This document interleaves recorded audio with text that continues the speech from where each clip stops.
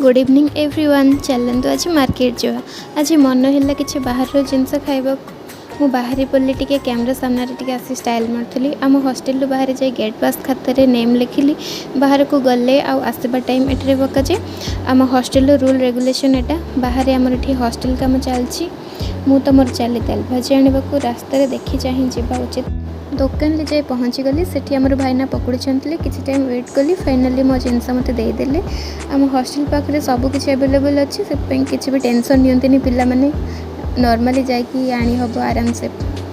तापर हॉस्टल को आसी रिटर्न टाइम पकेली। रूम को आसी गोटे मुढ़ी मसला तैयारी करदेली। तापर टिके स्टाइल मारी टिके टेस्ट करथली ठीक अच्छे कि नहीं।